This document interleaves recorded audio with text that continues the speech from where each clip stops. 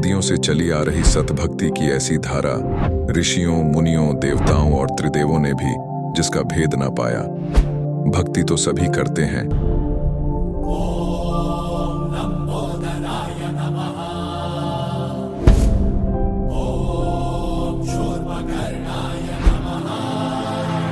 और हरदम यह सोच रहती है कि रहने के लिए आलीशान घर हो, घूमने के लिए बड़े बड़े पार्क हो, खाने पीने के लिए स्वादिष्ट भोजन हो, हम कभी बीमार ना हो, कभी दुखी ना हो और कभी भी ना मरे।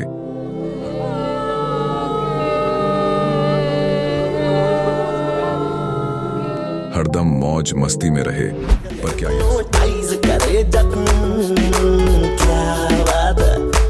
पर क्या यह संभव है? हम सब इतनी भक्ति करते हैं, व्रत करते हैं, श्राद्ध निकालते हैं, कावड़ लेकर आते हैं,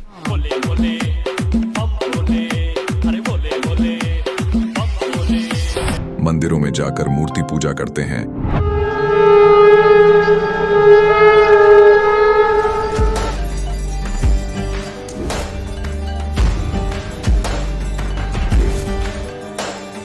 भानुकोटिभास्वरं भवाब्धितारकं परं नीलकण्ठमीप्सितार्थदायकं त्रिलोचनं कालकालमम्बुजाशमक्षशूलमक्षरम्। चर्च में जाकर प्रेयर करते हैं,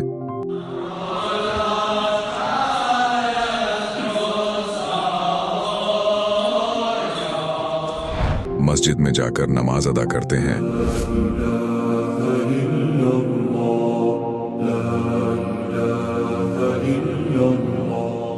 अल्लाहु अकबर कबीरा, और गुरुद्वारों में जाकर माथा टेकते हैं,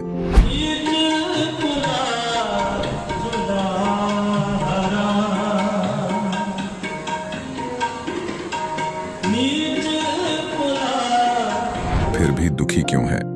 लेकिन क्या आप जानते हैं वो कौन सी भक्ति है? वो भक्ति जिसने मीरा को जहर से बचा लिया, ध्रुव और प्रहलाद की रक्षा की, अंधे को आंखें और बहरे को कान दिए, कोढ़ी को काया दी, दुखियों को सुखी जीवन दिया, मरने वाले को जीवन दान दिया और लाइलाज बीमारियों को दूर किया। जब संत रामपाल जी महाराज जी से दीक्षा ले ली थी, उसके बाद जब उनका कुछ विद इन मंथ कैंसर में राहत मिली।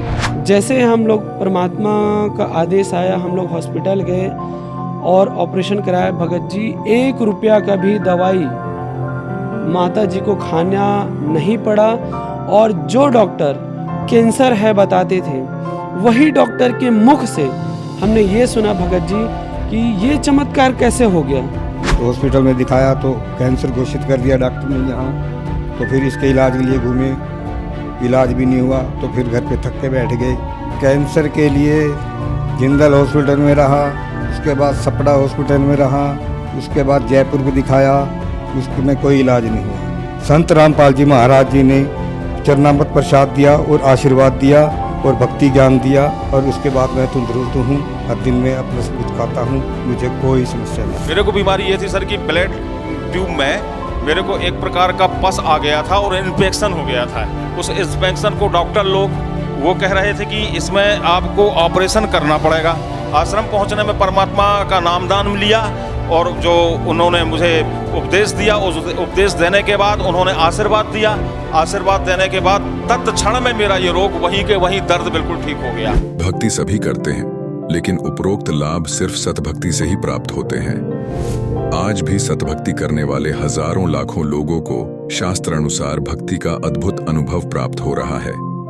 आइए जानते हैं ऐसे ही लाखों श्रद्धालुओं में से एक सतभक्ति करने वाले इस श्रद्धालु का अनुभव।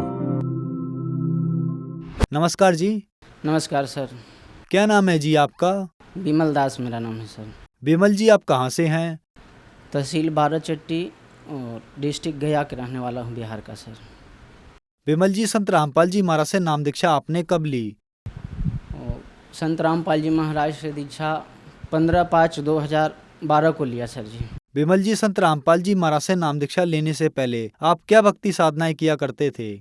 इसके पहले सर मैं जय गुरुदेव और इसके पहले बाल योगेश्वर में मैं सत्संग में था सर जी। जय गुरुदेव सत्संग में मैं 2008 में लिया दीक्षा, और 4 साल वहाँ रहा सर। और उसके बाद उसके पहले 2003 में मैंने बाल योगेश्वर से दीक्षा लिया, 5 साल वहाँ रहा।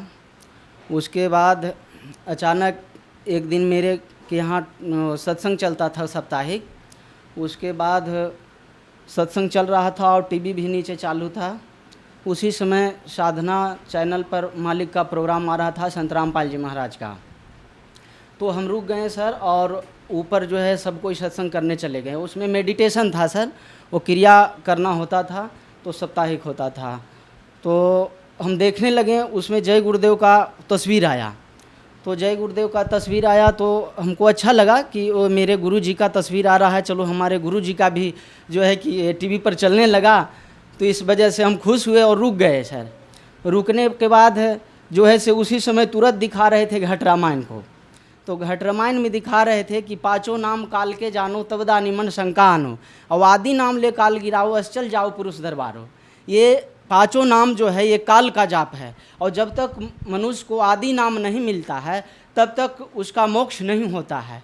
तो हमको तो खटक गया तुरंत कि भाई ये तो हमारा, ये भी इसको तो लास्ट हम मान चुके थे, फाइनल मान चुके थे, क्योंकि देवी देवता का 20 साल पहले किए थे। कुछ अपना कथावाचक भी कुछ न कुछ करते रहते थे, सदग्रंथ को भी पढ़ते थे सर।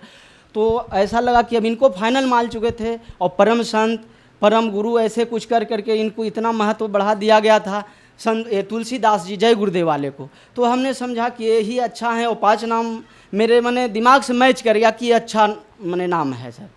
तो ये 5 नाम का जाप करते थे, मेडिटेशन करते थे।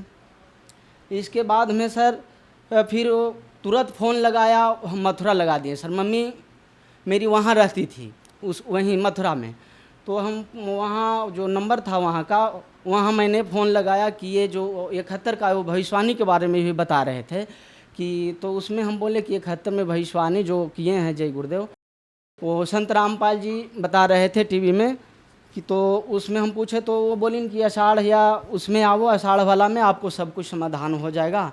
तो हमको जो है से ये माने शांति नहीं मिला सर जी, और हमको एकदम चैन नहीं हुआ, रात में नींद नहीं आया।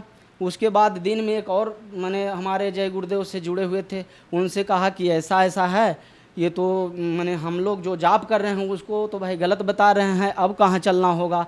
और एक मधु परमहंस है, वहाँ चलोगे कि यहाँ चलोगे, दोनों का अच्छा ही लगता है। तो फिर ये नंबर आ रहा था पीली पट्टी पर, ये संत रामपाल जी का जो साधना चैनल पर चल रहा था, उससे पीली पट्टी पर नंबर आ रहा था, उसी पर से नंबर लिया और फ़ोन किया। तो हम बोले कि इससे और क्या नाम है, आगे कैसे आप परमात्मा से मिला दोगे। कुछ बातचीत किया यहाँ बरवाला के भक्तों से, तो उन्होंने कहा आप आओ यहाँ, सबसे पहले आपको सारा समाधान हो जाएगा। संत रामपाल जी महाराज के आश्रम में गए, वहाँ जाने के बाद दीक्षा के लिए बात हुआ कि आपको दीक्षा लेना होगा। तो हमने कहा कि भाई दीक्षा तो हम कई जगह से ले चुके हैं, तो हम पहले शंका समाधान करेंगे, तो दीक्षा हम लेते नहीं रहेंगे बार बार। तो इस तरह से बोलेंगे कि तो दीक्षा नहीं लोगे तो इधर ही रहना होगा, बाहर में एक है वो चप्पल वाला जिधर रहता है, वो अच्छा व्यवस्था है, कोई दिक्कत नहीं है। तो कहीं कि रह लेंगे हम यहाँ, कोई दिक्कत तो है नहीं, लेकिन हम शंका पहले समाधान करेंगे तभी दीक्षा लेंगे। वहाँ शंका समाधान किए सर जी, उसके बाद जो है कि दीक्षा लिए सर। विमल जी, संत रामपाल जी महाराज की शरण में आने के बाद आपको क्या क्या लाभ मिले? संत रामपाल जी महाराज के शरण में आने से हमें आर्थिक और शारीरिक लाभ मिला सर जी। जो पहले 4 दिन 8 दिन 15 दिन पर सर दौरा आ जाता था, और सभी डॉक्टरों के पास जाते थे, वो दवा दे देता था, लेकिन उससे कोई सुधार नहीं होता था सर जी। इसके बाद मैंने सारा जगह पर थक चुके सर, मज़ारों पर भी रहें 2-4 महीना, फिर ओझा के पास रहें, कोई बताया वहाँ चले जाओ तो वहाँ ठीक हो जाएगा, बड़ा ओझा है, वहाँ भी ठीक नहीं हुआ सर। कोई बताया दिल्ली में ये बीमारी ठीक हो जाता है, तो वहाँ मैक्स हॉस्पिटल में वहाँ भी गए, लेकिन वहाँ से भी कोई फ़ायदा नहीं। 4 साल हो गया सर वहाँ भी मेडिसिन लेते लेते, जिसका रिपोर्ट ये है। पहले मेरे को दौरा एपिलेप्सी कन्वर्सन बताया था, जिसको मिर्गी कहते हैं हिंदी में। उसके बाद सभी डॉक्टरों ने यही बताया था। ये जो है ये MRI का टेस्ट है, और एक CT स्कैन भी है, EEG जांच भी है सर, ये सब देख सकते हैं। इसके बाद ये सभी जगह से थक जाने के बाद सर देखिए मैक्स का है ये लोकनायक हॉस्पिटल का है। ये सभी जगह से हार जाने के बाद मैंने संत रामपाल जी के पास आया, वहाँ से मुझे जो है ऐसी बीमारी में बहुत राहत मिला सर जी। मैं पहले क्लिनिक पर रहता था, बैठे बैठे मेरे को डेली दिक्कत हो जाता था सर, और आज मैं पुस्तक सेवा में कहीं जा रहा हूँ 30 किलो 35 किलो लेकर के प्रचार प्रसार भी कर रहा हूँ, कोई दिक्कत नहीं, मालिक के परमात्मा का संत रामपाल जी की दया से हो रहा है सर जी। और बिना दवा का जो है कि मैं ठीक हूँ सर, आज मैं स्वस्थ हूँ। और घर में परेशानी और सब रहते थे, घर में लड़ाई झगड़ा चलते रहता था सर, और जानवर में हानि होता था, घर में परेशानी था, और भी बाल बच्चे में भी परेशानी हुआ था सर, तो वो सब भी संत रामपाल जी महाराज की दया से ठीक होगा सर। विमल जी, संत रामपाल जी महाराज की शरण में आने के बाद आपको बहुत सारे लाभ मिले, तो जो दर्शक आज आपको टीवी पर देख रहे हैं और वो भी संत रामपाल जी महाराज से नाम दीक्षा लेना चाहते हैं, तो कैसे ले सकते हैं? चैनल पर पीली पट्टी चलती है सर, उसके नीचे नंबर रहता है, यहाँ उस पर नंबर से कांटेक्ट करके, और उस नंबर से कांटेक्ट करके उस नंबर पर फ़ोन करके और संपर्क करके और वहाँ से दीक्षा ले सकते हैं सर जी। धन्यवाद जी। सत साहिब जी। अब जगत गुरु तत्वदर्शी संत रामपाल जी महाराज जी के सत्संग के माध्यम से उस अद्वितीय आध्यात्मिक ज्ञान के बारे में जानते हैं, जिसके माध्यम से आप भी प्राप्त कर सकते हैं ऐसे आध्यात्मिक, मानसिक और भौतिक सुख जो अभी तक आपने सिर्फ मीराबाई, ध्रुव, प्रहलाद जैसे कुछ ही भक्तों की जीवन कथा में सुने होंगे। अब सुनिए तत्वदर्शी संत के संग शास्त्र अनुकूल भक्ति सत्संग, ऐसा अद्वितीय आध्यात्मिक ज्ञान जिसका है सर्वधर्मों के पवित्र शास्त्रों में प्रमाण। अब रामदेव ने कहा, भगवान आपका दास आज मेरे माता पिता के सामने झूठा सिद्ध होगा, मुझसे फिर अवश्य कोई त्रुटि हुई होगी। भगवान हे मालिक, आप तो दयालु हो, भोग लगाओ प्रभु। उसी समय माता पिता के सामने मूर्ति के हाथ बड़े बड़े हुए, ऐसे जैसे आम हाथ होते ऐसे बन गए, और कटोरा पकड़ा और ऐसे दूध पी लिया। अब नामदेव के पिता के खुशी का ठिकाना नहीं रहा। उसने सारे गांव में बता दी कि मेरे पुत्र ने विठल भगवान को भोग लगा दिया, भगवान ने दूध पिया, हमारे सामने पिया। किसी गांव वाले का ये विश्वास नहीं हो कि झूठ बोलते हैं, बाउंडर फैलाते हैं, दुनिया को भ्रमित करते हैं। ये अपने बेटे की महिमा बनाना चाहता है, इसको महंत बनाना चाहता है। जैसा जैसी सोच जिसकी थी, पंचायत हो गई कि पंचायत के अंदर विठल भगवान की मूर्ति रखी जाएगी, उसमें दूध पिलाएगा, तेरा पुत्र मानेंगे नहीं तो देश निकाला देंगे, तुम्हें गांव से निकालेंगे। पंचायत होगी, विठल भगवान रख दिए। नामदेव के पिता नामदेव पंचायत में हाजिर हुए। तब कहा कि नामदेव, यहां हमारे सामने मूर्ति को भोग लगा के दिखा। रख दिया दूध। काफी देर होगी, जब सब लाल पीले हो गए, झूठा है, कपटी है, देखा ना, तब नामदेव ने कहा कि हे भगवान, मुझ दास के कारण मेरे माता पिता दुखी हो गए, इनको देश निकाला मिलेगा, आपके भगत थे, हे दाता भोग लगाओ। उसी समय उन सबके सामने ऐसे हाथ निकले मूर्ति से और गट गट दूध पी लिया उस परम पिता ने। बोलो सतगुरुदेव की।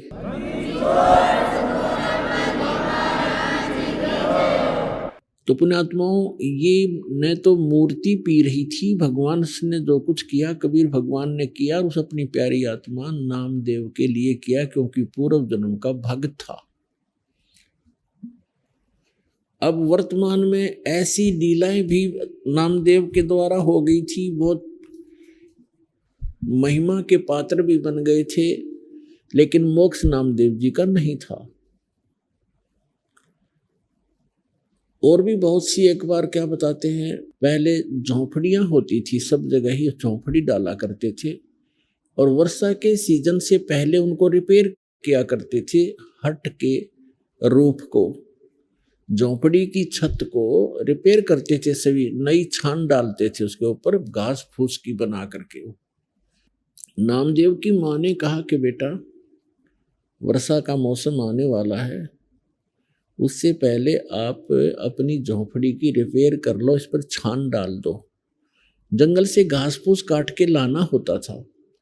नामदेव घास फूस काटने के लिए चला, एक कवाड़ी वगैरह साथ लिया जो काट के लाना था पेड़ों से। रास्ते में सत्संग हो रहा था, सत्संग में बैठ गया, सारा दिन मस्त रहा, फिर सेवा में लग गया। शाम हो गई, वो जो उद्देश्य था घास फूस लेने गया था वो नहीं ला सका, खाली हाथ आ गया। माँ ने पूछा बेटा क्या बात रही, आज घास नहीं लाई? कि माँ कल लाऊंगा, आज मैं सत्संग में चला गया। वो 4 दिन का सत्संग था, उसने अगले दिन भी वैसे ही, उससे अगले दिन भी ऐसे ही।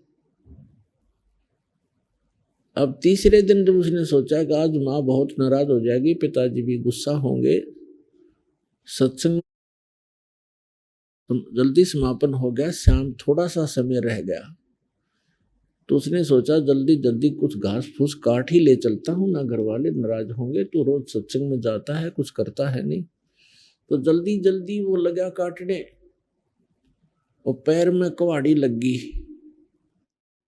जल्दी जल्दी में बौखला सी रहा था बेचारा, पैर में कुहाड़ी लग गई और पकड़ कर पैर बैठ गया। फूस जिसा काटा था वो भी नहीं ला सका। तो एक व्यक्ति आया, उसने उसका पट्टी बांधी, दवाई कुछ ऐसे घास फूस नचोड़ के उसके जख्म पर पट्टी बांध दी, बेटा हो जाएगा ठीक, कोई बात नहीं। अब नामदेव धीरे धीरे आ रहा है, तो उसको बहाना मिल गया कि आज माँ को कह दूंगा मेरे पैर के चोट लगी, कुहाड़ी लगी, इसलिए मैं कुछ नहीं ला सका, कल लाऊंगा, फिर ठीक हो जाऊंगा तब लाऊंगा। अब ठीक होने में टाइम लगना था, वर्षा आने वाली थी। तो जो ही क्या किया परमात्मा ने, नामदेव का रूप बनाया, उधर से एक कारीगर का रूप बनाया, हाफ ही डबल रोल किया, और वहां उसकी छान बिल्कुल नई डाल दी, झोंपड़ी ओके करके नामदेव के आने से 10 मिनट पहले खिसक गए भगवान। अब नामदेव ने को ध्यान अंधेरा सा हो गया था, माँ से जाकर कहने लगा माँ आज मेरे पैर में ऐसे कुहाड़ी लगी, कल लाऊंगा माँ, आज मेरी हिम्मत नहीं बनी। तो उसने कहा बेटा क्या हो गया, क्या क्या लगी कुहाड़ी रे तू, अब तो ठीक ठाक था। अरे अब तो तेरे साथ एक कारीगर था, और देख कितनी बढ़िया छान बनाई तुमने, ये पैर में कहाँ से लग गया, कब लग गया, कैसे लग गया। अब नामदेव का जब ऊपर को ध्यान गया कि सचमुच या तो बिल्कुल नई छान डाल रखी है झोंपड़ी पर। नामदेव माँ से पूछ रहा है कि कौन था, कैसे था, क्या कर गया। माँ कह रही है तेरा दिमाग खराब हो गया है, तू खुद था, तेरे साथ एक कारीगर था। अरे बेटा कितनी बढ़िया छान बना दी, क्या लग गया मेरे बेटा के। तो पुण्यात्मा नामदेव बैठ कर रोने लग गया कि माँ मैं निकम्मा बहुत हूँ, यदि मैं पहले छान डाल लेता तो भगवान दुखी ना होते। परमात्मा आए थे माँ, ये मैं नहीं था, मैं तो ऐसे सत्संग में था, ये देखो मेरे पैर में चोट लगी है, मैं चल भी नहीं पा रहा हूँ। तो पुण्यात्मा ऐसी भक्ति हम जब करेंगे तो भगवान हमारे साथ साथ रहेगा। जो बच्चा गऊ की नजर में, यूं साईं को संत, और भक्तों के पीछे फिरे वो भगत वत्सल भगवंत। 100 छल छिद्र मैं करूं अपने जन के काज। तो इतना कुछ होते हुए भी भगवान फिर भी उनकी इतनी मदद कर रहा था, पर मोक्ष नहीं था नामदेव जी का। पुण्यात्माओं दास जो निर्णय करना चाहता है प्रत्येक सत्संग में उसको गहराई से सुना करो और उसके तह तक पहुंचा करो। एक रंका और वंका नाम के 2 पति पत्नी भगत थे। एक उनकी लड़की थी बंका, और तीनों बहुत अच्छे भगत थे। उसी समय नामदेव भी परमात्मा का शिष्य था, उन्हीं का साथी यानी गुरु भाई था। रंका बंका और वंका का, रंका वंका और बंका का, रंका बंका और वंका, वंका उनकी लड़की थी। और उस समय परमात्मा अनुसार, जैसे आप वेदों में भी दास ने बहुत बार प्रमाण दिया है कि परमात्मा 3 सतिथि में रहता है। एक सतिथि में सतलोक में रहता है, एक सिंहासन के ऊपर विराजमान है बहुत बड़े गुम्बद के अंदर, और एक रोमकूप में करोड़ सूर्य करोड़ चंद्रमा मिला दे ऐसे उनकी एक रोमकूप का प्रकाश है, पूरी बॉडी का कितना होगा। और दूसरी सतिथि में प्रत्येक युग में एक बालक का रूप धारण करके किसी सरोवर के अंदर कमल के फूल के ऊपर आकर विराजमान होता है। सहस्री रातें, सहस्री फिर यहाँ लीला करते हैं, तत्वदर्शी संत की भूमिका करते हैं, और एक जनसाधारण की तरह एक जीवन जीकर एक लीला करके सहस्री चले जाते हैं। और तीसरी स्थिति में वो कभी भी आकर के साधु संत का रूप बना करके कहीं प्रकट हो जाते हैं, वहाँ भक्तों को ज्ञान देते हैं, उपदेश देते हैं। ये वो परमात्मा का विधान है। तो तीसरे विधान अनुसार वो परमात्मा पहले तो कहीं प्रकट हो जाते थे, क्योंकि पहले कन्वेंस थी नहीं, अक्षेत्र के लोग दूसरे अक्षेत्र को नहीं जानते थे, और साधु संत आते थे। कई साधु संत ऐसे होते थे जो अपना परिचय ही नहीं देते थे, और भक्त भी ज्यादा जानने की चेष्टा नहीं किया करते थे। तो इस प्रकार परमात्मा वहां रहा करते थे एक संत के रूप में। रंका बंका एंड वंका और नामदेव तथा अन्य ग्रामीण गांव के लोग बहुत से उनके शिष्य बने थे। अब नामदेव जी को परमात्मा ने ओम मंत्र दिया था। ओम नाम का जाप वो पहले ही करता था, भगवान की शरण में आने से पहले ही। तो उसके आधार से वो क्या कर रहा था, एक दिन परमात्मा कबीर भगवान जो है उन्होंने अभी आकर के ये सब पूरे मंत्र डिक्लेयर करने थे, पहले नहीं करते थे। वो पहले तो अपने वचन से, आशीर्वाद से, धर्म भंडारे करवा के उनकी बैटरी चार्ज कर देते थे कि इनको मनुष्य जीवन मिलते रहे। तो उसमें नामदेव जी ओम नाम के जाप की पहले कमाई की हुई थी, पिछले जन्मों की भी, उस जन्म में भी करते थे। लेकिन परमात्मा ने उनको सतनाम नहीं दिया था तब तक, क्योंकि जब तक परीक्षा में खड़े नहीं हो जाते भक्त तो सतनाम नहीं दिया जाता था। पहले तो बिल्कुल ही नहीं दिया जाता था, एकाध भक्त को दिया गया था, उसको फिर प्रतिज्ञा करवा दी थी कि आगे किसी को बताना नहीं। एक दिन नामदेव जी कहीं से आ रहे थे और नगर में प्रवेश कर रहे थे अपने में, और वहां एक मंदिर के अंदर ब्राह्मण लोग परमात्मा की आरती उतार रहे थे। बहुत जोर की लय लगा रखी थी, सुर लगा रखा था, और घंटियां बजा रहे थे। खड़े होकर के आरती संपन्न कर रहे थे। नामदेव जी भी अपने पैर के जूते निकालकर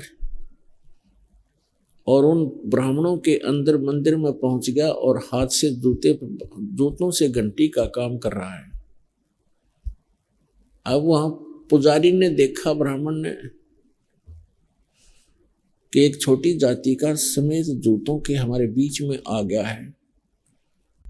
पहले मंदिरों में छुआछूत बहुत ज्यादा थी, और जूता हाथ में हो फिर तो बहुत ही बुरा होता था। नामदेव जी को पकड़ के मंदिर के पीछे पटक दिया एकांत में, कि तब तक आरती होलेगी, इसको पीछे कर देते हैं पिछवाड़े में। परमात्मा ने वो मंदिर ही घुमा दिया।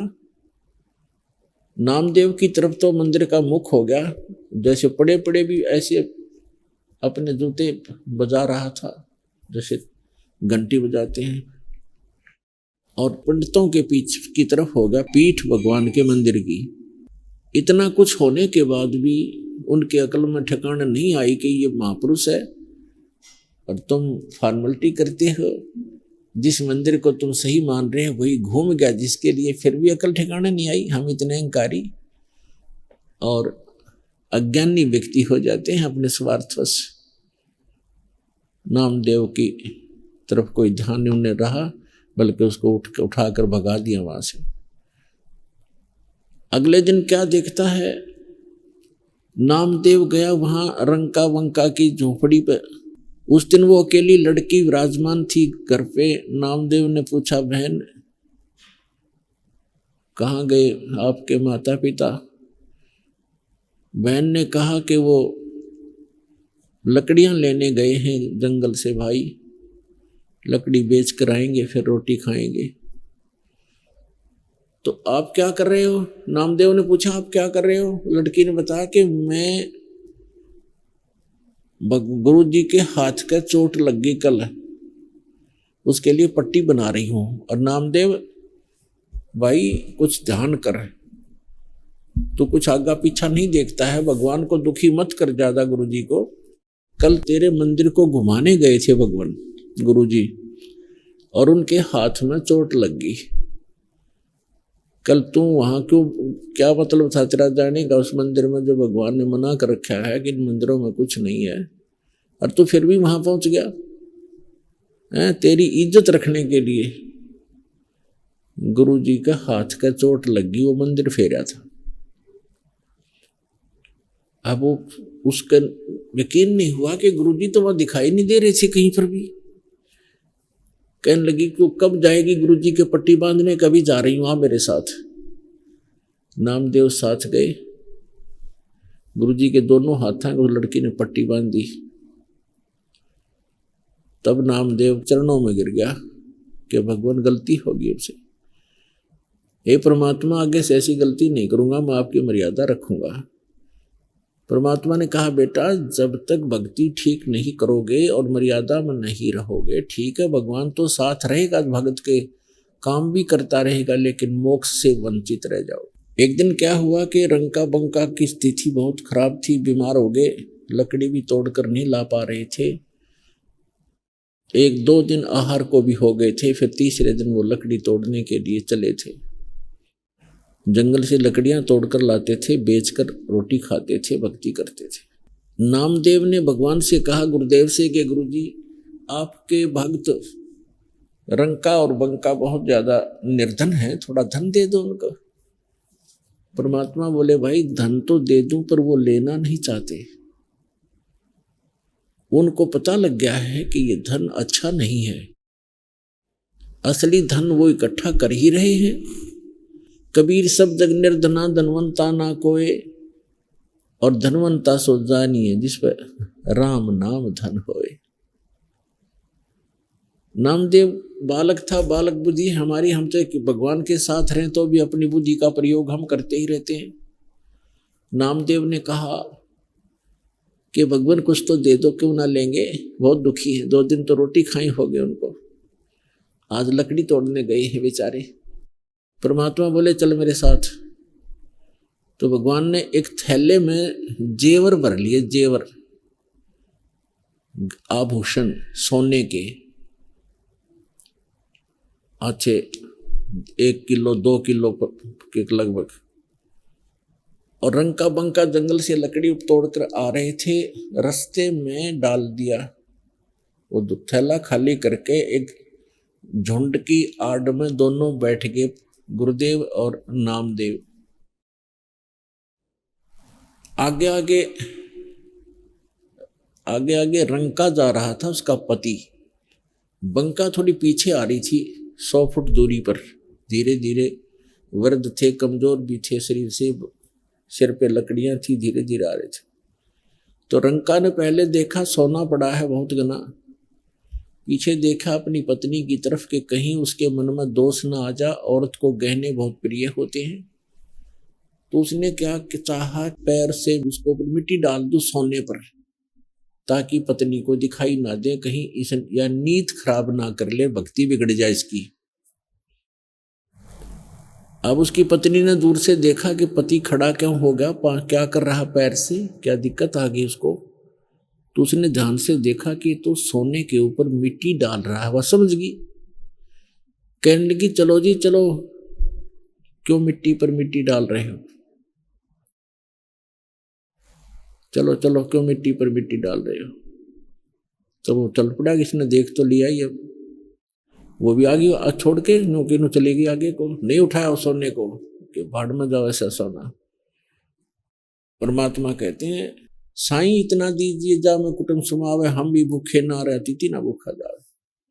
कबीर सब जग निर्जना धनवंता ना कोय, धनवंता सो जानिए जिस पर राम नाम धनोए। अब फिर परमात्मा ने कहा बता भाई कैसे दूं इसको, नामदेव कैसे दूं इनको बोल। परमात्मा ने कहा नामदेव तेरी अकल ठिकाने नहीं आई अभी तक। जो स्थिति आज इन भक्तों की है तेरी पता नहीं कब बनेगी बेटा। और जब तक इस स्थिति में नहीं आ लेगा तब तक भक्ति मोक्ष प्राप्ति नहीं हो पाओगी तेरी। अभी तो आप संसारिक सुखों को प्राप्ति और दूसरों को प्राप्ति के लिए ही प्रार्थना करते रहते हो। इन सब घटनाएं को देख करके एक बार फिर, क्योंकि परमात्मा के साथ रहने से कुछ सिद्धियां, कुछ पूर्व जन्म की सिद्धियां आ जाती हैं।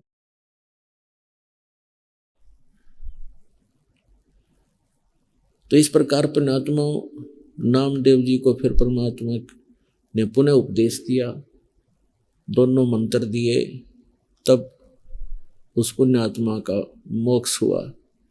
कहते नामा छिपा ओम तारी, पहले ओम की रट लगा रखी थी उसमें, उसकी तारी माने लौ लाग रही थी, ओम नाम ही जाप करता था। फिर परमात्मा ने सब भेद बताया मंत्रों का, पीछे सोहम भेद विचारी, और सार शब्द पाया जद लोई, आवागमन बहुड़ ना होई। नामा छिपा ओम तारी, पहले ओम की जाप करता था, ओम की भक्ति करता था, ओम मंत्र की। पीछे सोहम भेद विचारी, बाद में परमात्मा ने उसको विस्तार के साथ इस मंत्र की महिमा बताई कि इसके बिना बात नहीं बने, ये 2 अक्षर का सतनाम बनता है। और फिर उसने सच्चे दिल से स्वीकार किया, सत भक्ति की, और संसारिक जो अन्य जो इच्छाएं थी वह खत्म की। फिर परमात्मा ने उनको सार शब्द दिया, तब नामदेव का मोक्ष हुआ। आगे उनको प्रतिबंध लगा दिया था कि आगे इसके बारे में किसी को बताना नहीं, जिक्र भी नहीं करना आपने। ऐसा ही हुआ।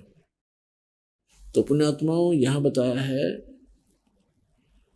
भाई, नामदेव नाम निरंजन राते, जाकी छान छवाई। यानी भक्त पूर्व जन्म के संस्कार से, देखो पुण्यात्मा मंदिर में और मूर्ति की पूजा मेरे ख्याल में हिंदू धर्म में सबसे घनी है, और आज तक किसी की मूर्ति ने दूध ना पिया नामदेव ने छोड़ के। तो क्या कारण था? पिछले ही तप से होते हैं पूर्ण हंस मुराद, उनके पिछले संस्कार थे और उनसे इतना भी लाभ हो गया, लेकिन मोक्ष फिर भी नहीं था। तो मोक्ष अलग वस्तु है, और ऐसी कोई घटना किसी संत भक्त के साथ घट भी गई है तो उससे मोक्ष नहीं है। तो इसलिए ज्ञान को आधार बनाकर इस भक्ति सफर पर आप चलोगे तो सफल होगे। तो वो मंत्रों से लाभ होगा, मंत्र जो पूर्ण हो, मर्यादा में रहोगे तो बात बनेगी। फिर क्या बताते हैं भाई, काशीपुरी कबीरा होते ताही लखोरे बाई, बन के सो बंजारा उतरे, 9 लख बालद आई, मन तू सुख के सागर बसरे, भाई और न ऐसा यसरे। अब कहते साईं इतना दीजियो जामे कुटुंब समावे, हम भी भूखे ना रहें, अतिथि ना भूखा जावे। परमात्मा ने, पुण्यात्माओं देखो, परमात्मा ने हमें आकर के सब मार्ग बताए हैं। अब जैसे स्वामी रामानंद जी को परमात्मा मिले, सचखंड लेकर गए, फिर वापस छोड़ा, तब उन्होंने कहा था दोहू ठोर है एक तू, कबीर भगवान को कहा था 4 वर्ष के स्वामी रामानंद ब्राह्मण थे, महर्षि, वेदों के, गीता पुराणों के मर्मज्ञ ज्ञाता माने जाते थे।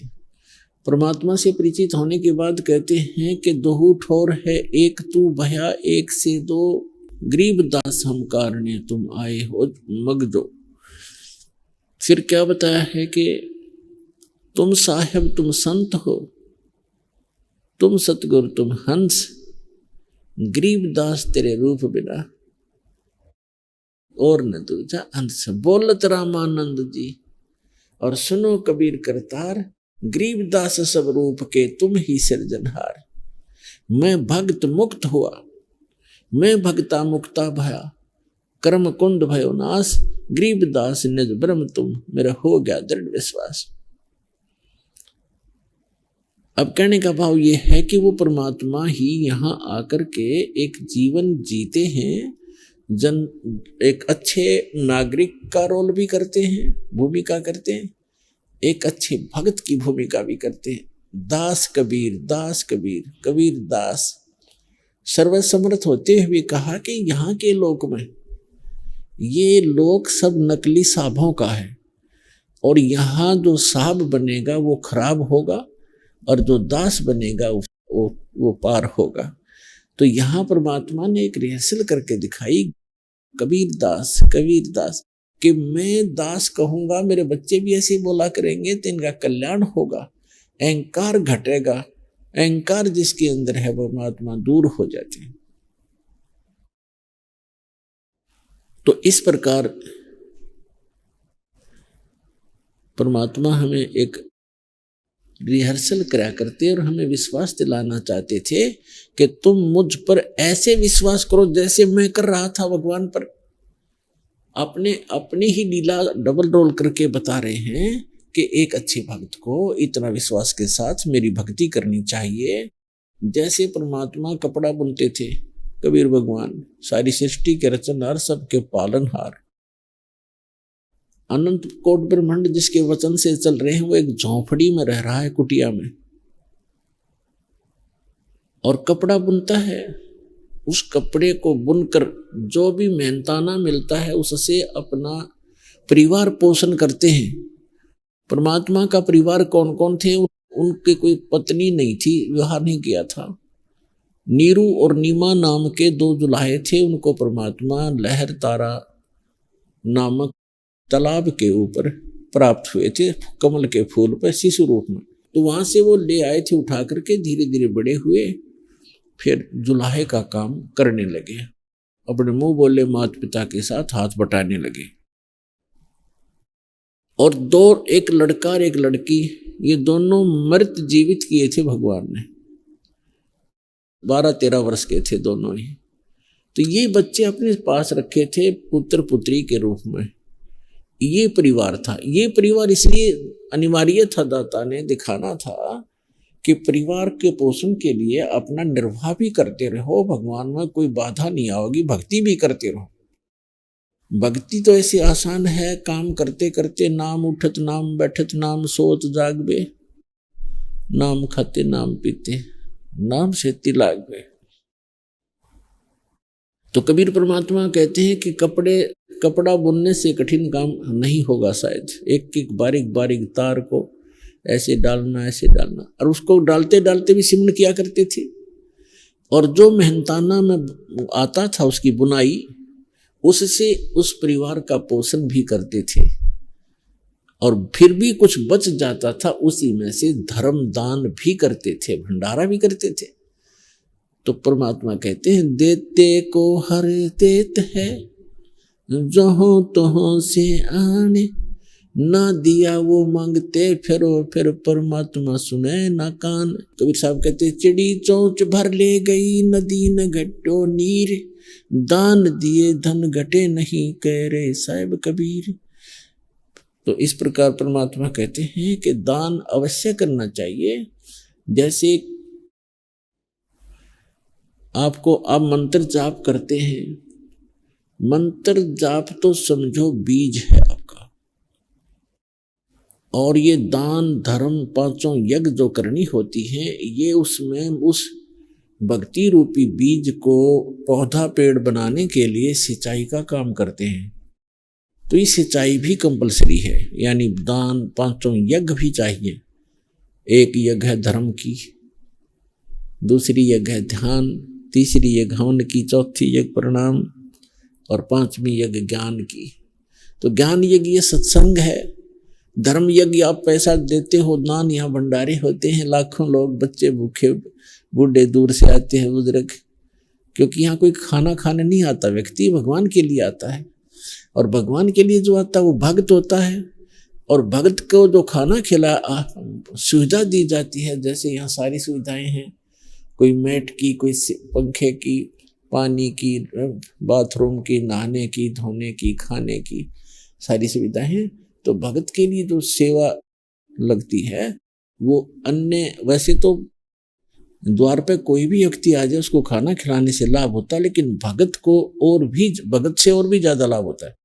तो यहाँ जितने भी आते हैं सतभक्त, सत्साधक आते हैं, दुखी व्यक्ति आते हैं, तो यहाँ भंडारा चल रहा होता है, आते आत्मा तृप्त होती है, सब समस्याएं समाप्त हो जाती हैं। तो ऐसा आपका किया हुआ दान बहुत घना लाभ देता है आपको। तो इसलिए कहते हैं एक यज्ञ है धर्म की, दूसरी यज्ञ है ध्यान और तीसरी यज्ञ हवन की। ध्यान यज्ञ है, जैसे एक यज्ञ है धर्म की, धर्म यहाँ आते भोजन भंडारे सारी सुविधाएं प्राप्त हैं, पानी है। फिर ध्यान, यानी आप यहाँ आते हो तो परमात्मा की याद ही रहती है। यहाँ चर्चा चलती है तो भगवान की ही चलती है। यहाँ आकर भी कोई नालायक इधर उधर की गप्पे मारता है तो भक्त नहीं है।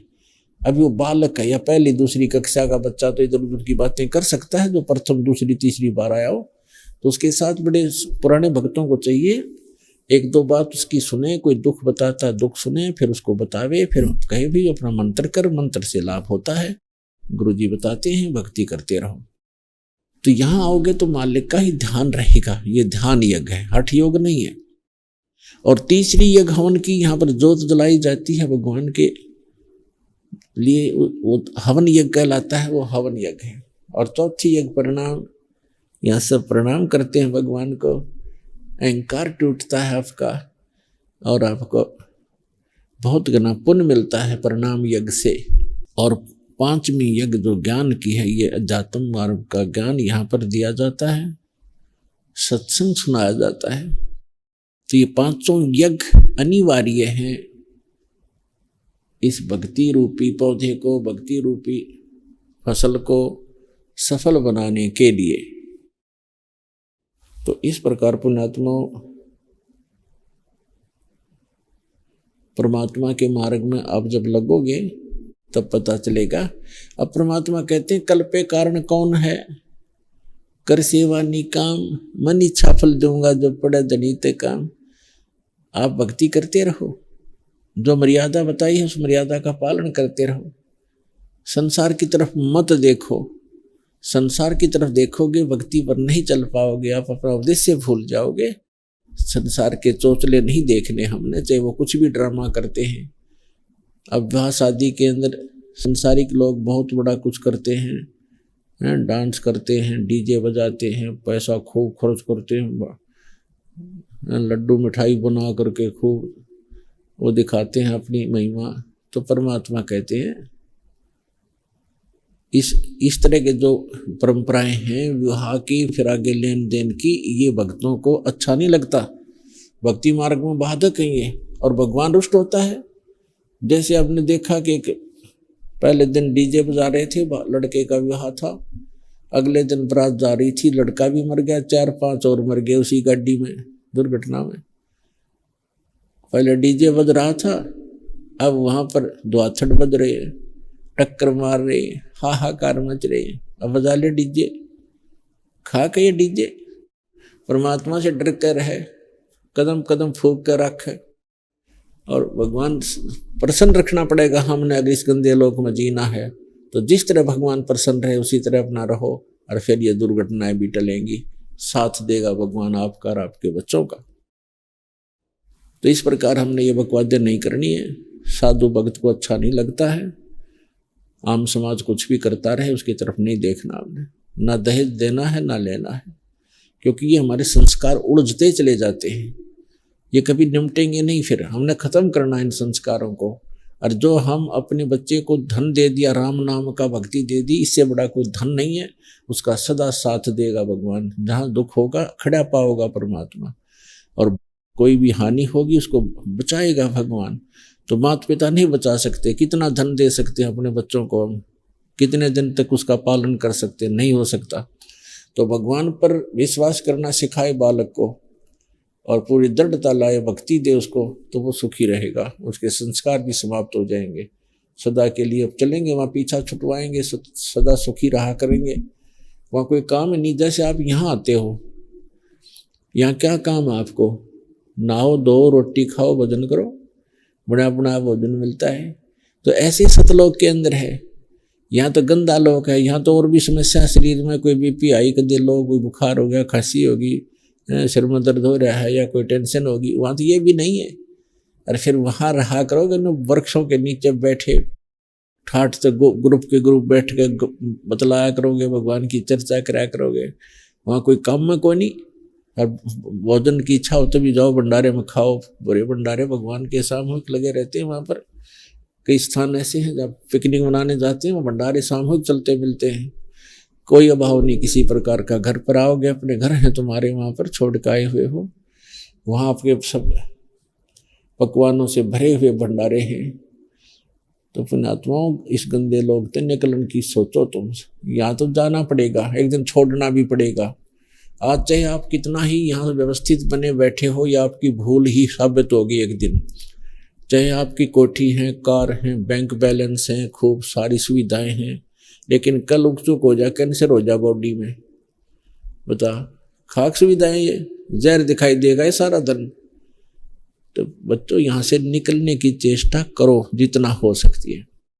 तो क्या बताते हैं परमात्मा? कहते हैं कि साईं इतना दीजिए जिसमें कुटुंब समावे, हम भी भूखे ना रहे, अतिथि ना भूखा जाए। अभी आपने सुने जगत गुरु तत्वदर्शी संत रामपाल जी महाराज के मंगलमय सत्संग प्रवचन। आइए अब सुनते हैं उन भक्तों के अनुभव जिन्होंने संत रामपाल जी महाराज के प्रमाणित ज्ञान से प्रभावित होकर नाम दीक्षा लेकर अनेकों लाभ प्राप्त किए। नमस्कार सर। नमस्कार सर जी। सर क्या नाम है आपका? मेरा नाम है जी ओम प्रकाश दास। सर कहाँ से आए हैं? सर पिंड घनौली जी, तहसील जिला रोपड़, पंजाब से आया हूँ जी। सर संत रामपाल जी महाराज से नाम दीक्षा लेने से पहले आप क्या भक्ति साधना करते थे? सर पहले मैं भक्ति साधना करता था जी, नौनाथ नाथों का जाप। मेरे गुरु जी थे नाथ सीगे जी, जो कन्नों में मुंदरा होती हैं, वो नाथ सीगे जी। वो तो मैं उनसे गुरदीक्षा ली। उन्होंने मंत्र दिया था जी कि गुरदीक्षा जो मेरे को दी उन्होंने, आदिनाथ उदयनाथ पार्वती प्राणनाथ सतनाथ ब्रह्मा स्तोकनाथ वैष्णु अंचल तो चंबेनाथ गजवेली गजकंथरनाथ दया रूपी मस्तनाथ माया रूपी मिशंदरनाथ घटे पंडे सिद्धू गोरखनाथ नौनाथां दा पढ़िया जाप जाप संपूर्ण व्या सिद्ध को सरनाम गुरु को प्रणाम आए गुरु के लागू पाऊँ जिंद पीर जाहर पीर जोगी पीर सिद्ध पीर। गुरु जी ने बताया कि ये मंत्र याद करना, लिख के दिया उन्होंने। मैं 6 महीने लग गए जी कंठस्थ करने ने इस मंत्र को। फिर सर आप संत रामपाल जी महाराज की शरण में कैसे आए? सर इस तरह होया कि मैं शुरू से ही असी बाबा बालकनाथ के पुजारी हैं जी। तो सर मेरे पहले से लग रहे हैं कि मैं सत्संग सुनूंगा, मैं नाटक फाटक नहीं देखता कोई भी, या खबरें सुनूंगा। मैं जैसे शाम में सत्संग लगा रहा था, कोई भी सत्संग लगे तो संत रामपाल जी महाराज का सत्संग लग गया जी। तो जैसे सत्संग खोला तो इन्होंने पहले ने कहा जी कि ब्रह्मा विष्णु महेश तीनों ज्ञानी। सर मैंने तो आगे टपा दिया वो चैनल। मैंने कहा कि ये कौन आ गया ऐसा जो ब्रह्मा विष्णु महेश को ज्ञानी बोल रहा है। तो फिर दिमाग में आई कि जिसने बात कही उसको सुनो भी, पे कही क्यों है। मैं सर मुड़ के दोबारे फिर वही चैनल वापस ला लिया। तो जब मैंने देखा तो संत रामपाल जी महाराज गीता खोली हुई उन्होंने, तो गीता के बिच दिखा रहे कि ये फलाने श्लोक में ये लिखा है, फलाने श्लोक में ये लिखा है। पहले तो मेरे को समझ ही नहीं लगा। चलो मेरे को चस्का पिया जी, मैं रोज़ ही सत्संग देखना शुरू कराया। तो 2 महीने मैंने सत्संग देखा जी। 2 महीने के बाद मेरे को ऐसी प्रेरणा हुई। दूसरे दिन फ़ोन किया, टीवी पे नंबर आ रहे थे सर। मैं फ़ोन किया कि महाराज मैं आना चाहता हूँ। मैं कहाँ हूँ? कहते आप चंडीगढ़ से बस लो और हिसार से 24-25 किलोमीटर पीछे बरवाड़ा है, वहाँ का टिकट लेके बरवाड़े उतर जाना। वहाँ पूछ लेना कि सतलुक आश्रम में जाना। मैं ठीक है जी। मैंने सर 2-3 बीड़ियों के बंडल ले लिए, जर्दा गुटका ले लिया, अपना मनीशन पूरा खाने का। तो चल पड़ा भी वहाँ मिले या ना मिले। तो सर जब मैं वहाँ गया उतरा, चलो उतर गया जी, तो मैं एक दुकान वाले को पूछा कि मैंने सतलोक आश्रम बरवाला में जाना जी। कहते जी संत रामपाल जी की गाड़ी आएगी, तो वहाँ कबीर भगवान के ऊपर फ़ोटो लगी, तो संत रामपाल जी की लगी, तो ऐसे कर देना हाथ ऊपर को, तो गाड़ी रोक लेंगे, आप चले जाना। मैं ठीक है जी। और जब को गाड़ी आ गई जी, चले गए। जब गेट पे गए तो वहाँ तलाशी ली उन्होंने। वो मेरे को लगे कहना, कहते भगत जी आपने नामदान लिया? महा जी लिया। कहते कहाँ से लिया? मैंने कहा जी मैं यहाँ से नहीं लिया, मैं कहीं और से लिया, मैंने तो यहाँ देखने आया हूँ। कहते भगत जी ये क्या आपने डाल रखा है? मैंने जी ये तो बीड़ी सिगरेट अपना मनीषन जो मैं खाता पीता हूँ। कहते भगत जी फिर आप अंदर नहीं जा पाओगे, यहाँ तो ये चलता नहीं है। तो मैंने कहा जी फिर मैंने सोचा कि बीड़ी बूड़ी तो फिर भी मिल जाएगी, मैं इतनी दूर आया तो मैं यहाँ तो देखा तो कुछ भी नहीं, क्या देख पाऊँ यहाँ। तो कहते इसको तोड़ के ना ड्रम पे सीटना, तोड़ के सीटना, कोई और ना उठा ले, और हाथ धो के आओ। और सर मैं चला आया। जिस वेले मैं तोड़ ताड़ के चले आया तो एक बटुए पाकड़ते बीच ना जी एक सिगरेट का माल था सुल्फे का, तो वो बीच में पड़ा था। वो जिले बटुआ उन्होंने तलाशी किया, कहते भगत जी ये क्या है? मैंने कहा जी ये तो सुल्फा है। वो कहते भगत जी तुम तो हमारा भी नामदान खराब करोगे। वो कहते भगत जी इसको भी छिटो तोड़ के। मैं जिस वेले तोड़ के सिटिया ना जी, तो मैंने अपने दिल से सोचा कि संत रामपाल जी, मैं तो जानता नहीं था कि क्या है क्या नहीं। मैंने कहा ऐसे तो डेरे बहुत बनाए, को किसी ने डेरों पे धंधा तोड़ रखा पैसे कमाने का। तो मैंने कहा अच्छा भाई संत रामपाल जी महाराज तुम्हारे डेरे में आ रहा हूँ, मेरा मनीषन तोड़ा दिया सारा ही, तो जो तेरे जो पावर है ना, तो मैं मुड़ के इस मनीषन को हाथ ना लगाऊँ। अब है तो बुरी चीज़ है, मेरे को तो किसी गुरु ने मना नहीं करा। तो सर मैं जिस वेला अंदर गया, हाथ धो के उन्होंने तलाशी ली, कहा जी अब जाओ जी आप देखो। तो सर जब मैं अंदर गया तो क्या देखा, तो वहाँ बोर्ड लगे हुए, यहाँ पंजाब वाले को नाम मिलता है, यहाँ यूपी वालों को मिलता है, यहाँ ऐसे ऐसे बोर्ड लगे नेपाल वालों को मिलता है। तो जहाँ पंजाब वालों का बोर्ड लगा तो वहाँ मैं देखा तो 3-4 हो अपने सिख भाई पगड़ियाँ वाले हो बैठे हो, गात्रियाँ वाले। मैंने कहा ये तो कहीं आते नहीं, ये भी इधर बैठे हैं आके। तो मैं पीछे खड़ गया उनके सर। वो मैंने सोचा कि यहाँ का नामदान भी देख लें, कैसा नाम देते आए हैं, हमें तो पता ही नहीं, इतना बड़ा नाम ले रखा मैंने, किसी के पास होगा ही नहीं। उनको कहा भगत जी कि गुरु बदला जा सकता है? कहता जी एक नहीं 10 गुरु बदले जा सकते हैं।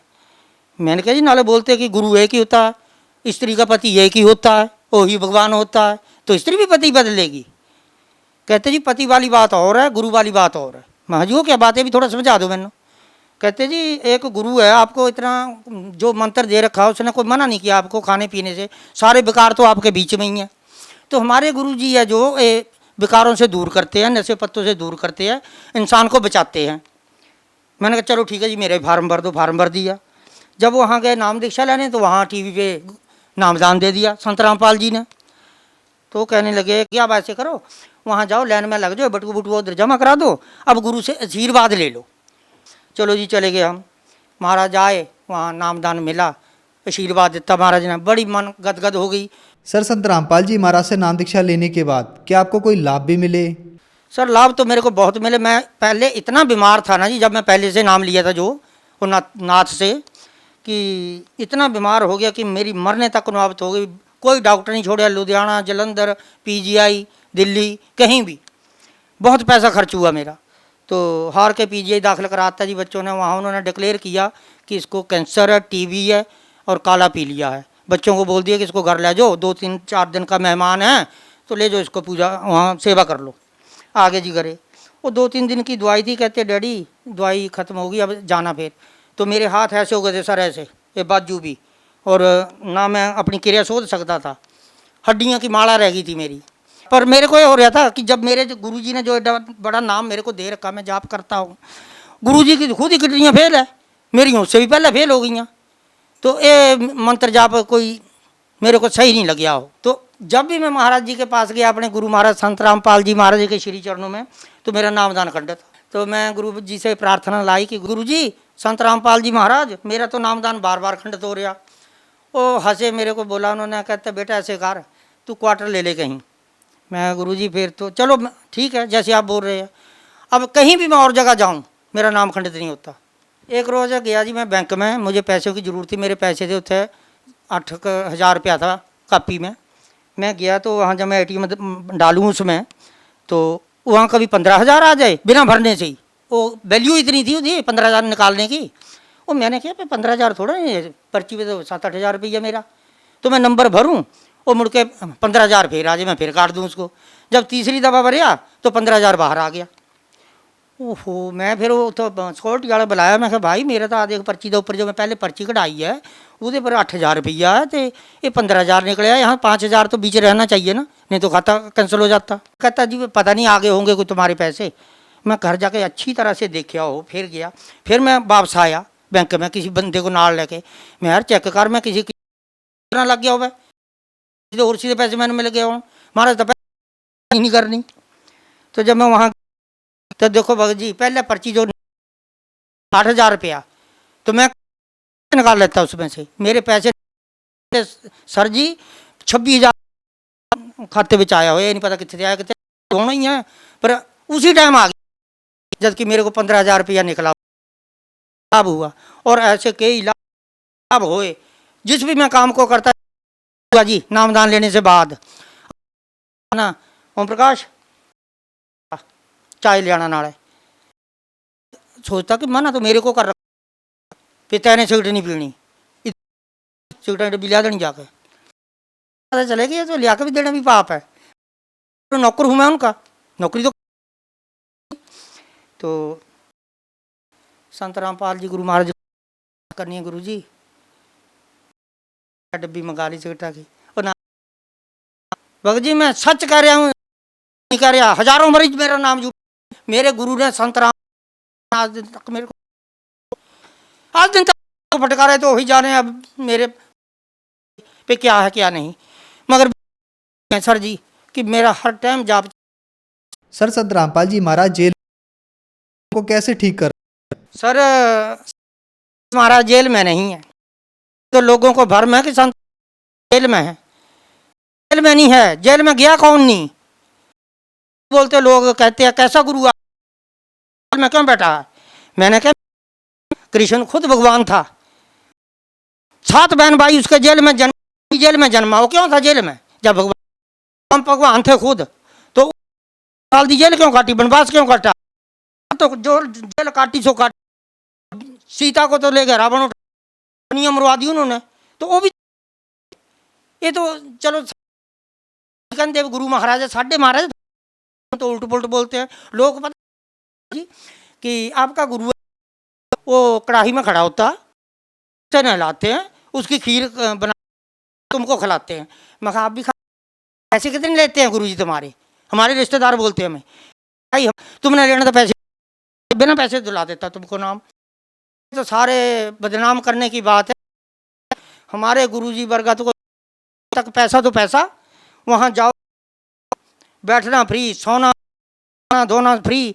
मैं कहता है नहीं मैंने धरती तो वहाँ देखा ना।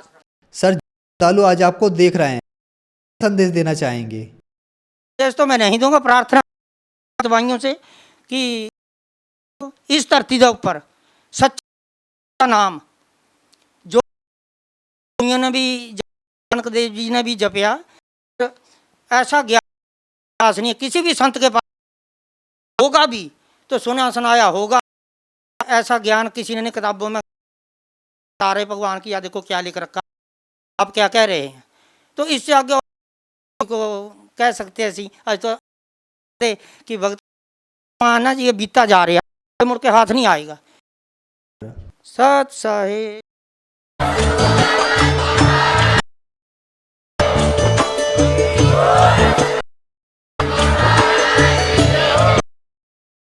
आप सुन रहे थे जगत गुरु रामपाल जी महाराज के मंगल प्रवचन।